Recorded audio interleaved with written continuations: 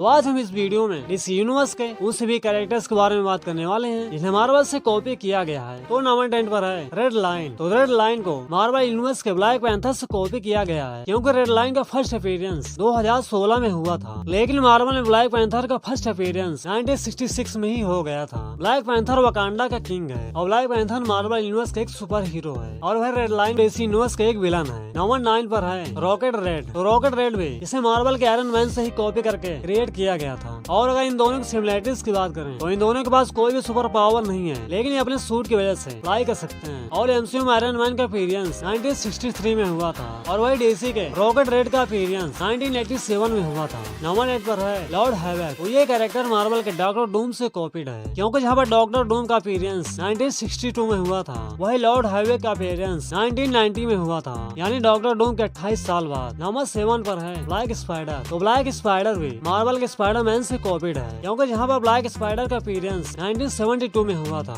और वही मार्वल में स्पाइडरमैन का फर्स्ट अपीयरेंस 1962 में हुआ था। नंबर 6 पर है बम्बल बी। तो बम्बल बी एक सुपर हीरो है जो मार्वल यूनिवर्स के वास्प से कॉपी किया गया है, क्योंकि बम्बल बी का अपीयरेंस हुआ था 1976 में, जो कि मार्वल के वास्प का अपीयरेंस 1963 में ही हो गया था। ये दोनों ही कैरेक्टर्स अपने साइज को छोटा या भी बड़ा कर सकते हैं और ये दोनों अपने सूट्स की वजह से फ्लाई भी कर सकते हैं। नंबर 5 पर है एटॉमिक स्कल। तो एटॉमिक स्कल भी मार्वल के गोस्ट राइडर की कॉपी है, क्योंकि गोस्ट राइडर हमें सबसे पहले दिखा था 1972 में और वह एटॉमिक स्कल दिखा था 6 साल बाद यानी 1978 में। और जहाँ पर गोस्ट राइडर मार्वल का एक हीरो है, वह एटॉमिक स्कल डीसी का एक विलन है। नंबर 4 पर है साइबॉर्ग। तो डीसी साइबॉर्ग को मार्वल के डेथलॉक के इंस्पिरेशन से ही बनाया गया था, जहाँ पर डेथलॉक सबसे पहले दिखा था 1974 में और वह साइबॉर्ग डीसी में सबसे पहले आया था 1980 में। नंबर 3 पर है ब्लैक रेसर। तो ब्लैक रेसर को भी मार्वल यूनिवर्स के सिल्वर सल्फर से कॉपी किया गया है, क्योंकि सिल्वर सल्फर का अपीयरेंस 1966 में हुआ था और वह ब्लैक रेसर का अपीयरेंस 1971 में हुआ था। नंबर 2 पर है जटाना। तो डीसी की जटाना मार्वल के स्कारलेट विच से कॉपी करके बनाया गया था, क्योंकि जहाँ पर जटाना का अपीयरेंस 1964 के नवंबर में हुआ था और वही मार्वल यूनिवर्स के स्कारलेट विच का अपीयरेंस 1964 में मार्च में ही हो गया था। और जो कि इन दोनों कैरेक्टर्स की जो पावर्स हैं वो लगभग सिमिलर है, जैसे कि रियलिटी मैनिपुलेशन, माइंड कंट्रोल, टेलीनेसिस और टेलीनेटिक। और नंबर 1 पर है एक्वामैन। तो डीसी के एक्वामैन को मार्वल के नेमोर से कॉपी करके ही क्रिएट किया गया था, क्योंकि एक्वामैन सबसे पहले दिखा था 1941 में और जो कि मार्वल के नेमोर का अपीयरेंस एक्वामैन से 2 साल पहले 1939 में ही हो गया था।